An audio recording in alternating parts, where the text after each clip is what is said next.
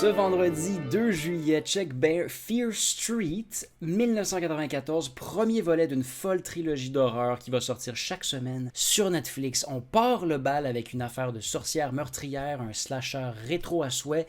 T'sais, mettons que t'as une rage de Stranger Things, ça pourrait amplement faire la job. On y trouve même Maya Hawke et Sadie Sink qui jouent Robin et Max à Hawkins.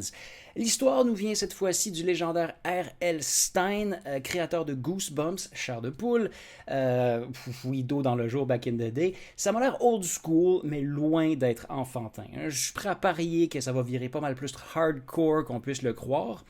Les deux films qui suivront auront lieu donc en 78 et en 1666 pour creuser toujours plus profondément dans l'origine des événements lugubres. Je sais pas pour toi, mais perso, je te garantis que je vais être aux premières loges, sur le bout de mon divan, à me ronger les ongles chaque vendredi, sans faute pour mater la patente. Et toi? Qu'est-ce qui sort ce vendredi 2 juillet? The Tomorrow War, un film original d'Amazon Prime Video où Chris Pratt est conscrit par le futur pour repousser une invasion extra-stress. S'ensuit une course folle avec Ivan Stravsky, J.K. Simmons, le poilant Sam Richardson. Ça nous vient du réalisateur de Lego Batman et du futur film Nightwing d'ailleurs, où le pote de Batman, selon la rumeur, encore très flou, sera peut-être Zac Efron.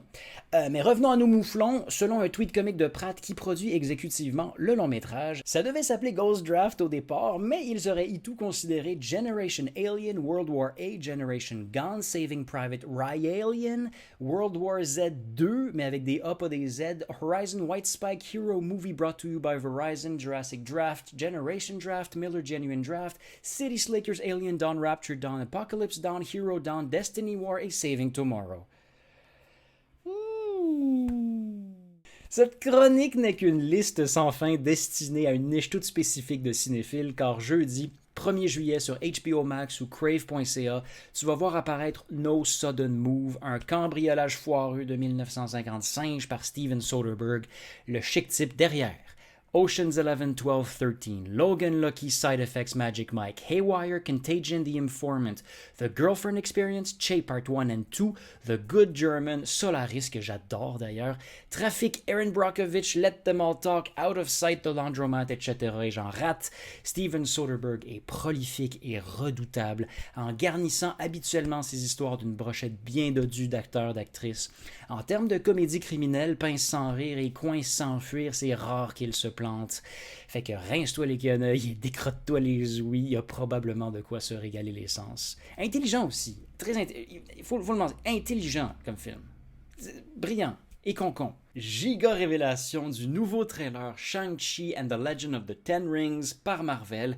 On y aperçoit, si tu regardes bien, vers la fin, en un flash, un tournoi de combat en cage où Benedict Wong, jouant Wong, son éponyme dans Doctor Strange, fait face à l'abomination, a.k.a. Emil Blonsky, qu'on n'a pas vu depuis The Incredible Hulk en 2008.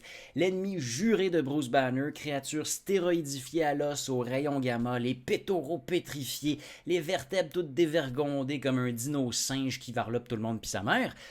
Il se retrouve encore une fois jousé par ce cher Tim Roth, qui est d'ailleurs booké pour la prochaine série She-Hulk. Shang-Chi qui s'en vient le 3 septembre 2021, puis je m'en peux plus parce qu'on y admire la star Simu Liu de mon émission préférée, Kim's Convenience. Va voir ça, c'est canadien, puis c'est poilant au coton, comique à côté. Je te dis, ok, oh, Queen's Gambit ou Le Jeu de la Dame, série Netflix de 7 épisodes ayant bougrement revigoré l'engouement mondial envers les échecs, deviendra bientôt une comédie musicale sur Broadway. Tapari-tap-tap. Les pilules vertes puis les mignonnettes de vodka vont revoler.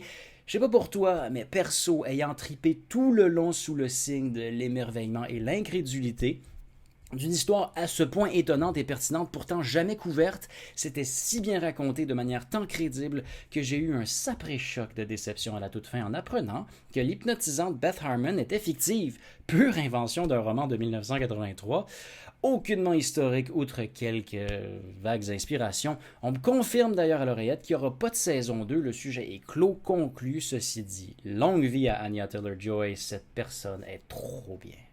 Après Rogue One, il y a le film Star Wars Rogue Squadron qui prend vie, tranquillement pas vite. À la barre, la réalisatrice Patty Jenkins de Wonder Woman et sa suite est tout juste engagée pour nous pondre un scénario original, tout frais, tout neuf, ni basé sur les jeux vidéo, ni les romans. Il y aurait Matthew Robinson au crayon.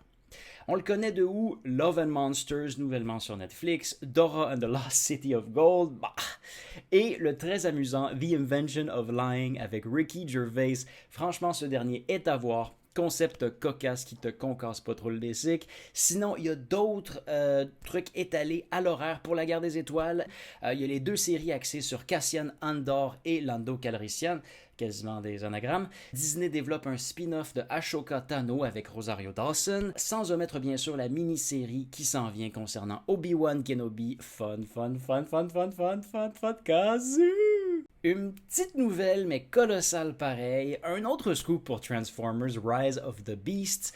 Il y a le vaillant gorille Optimus Primal, leader des Maximals, qui vient d'être casté tellement, mais tellement judicieusement. Sa voix sera celle de Ron Perlman, la mâchoire ambulante qu'on aime d'amour. C'est une jolie suite parce qu'il jouait déjà ce même rôle dans la série animée Transformers Power of the Primes.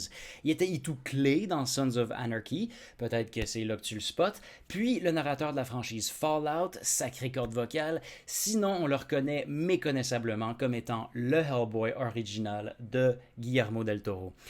Il est comme culte en son genre, tant mieux s'il embarque dans l'aventure préhisto-futuriste que sera Beast Wars au cinéma. Pour plus de détails sur cette ménagerie mécanique, sur ce zoo cybernétique, va donc voir mon autre TikTok que j'ai fait la semaine passée.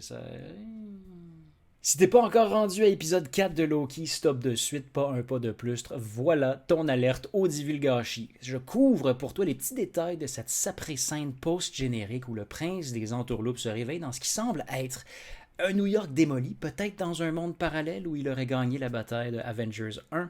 On y aperçoit 3 personnages étranges qui m'ont tout l'air de ces variants trappés dans cet univers. Donc, classique Loki dans le costume quétaine en spandex d'antan, Boastful Loki, vantard mais plutôt guerrier avec un marteau de style Mjolnir, et Kid Loki, une version espiègle mais pas tant méchante, qui normalement se joint aux Young Avengers avec la fille de Hawkeye, le petit-fils de Isaiah Bradley de Falcon and Winter Soldier, et les 2 bambins de Scarlet Witch dans WandaVision. On y voit aussi un 4e variant, crocodile, alligator, caïman qui porte la couronne cornue, donc au final peut-être qu'on atterrit à Villeray.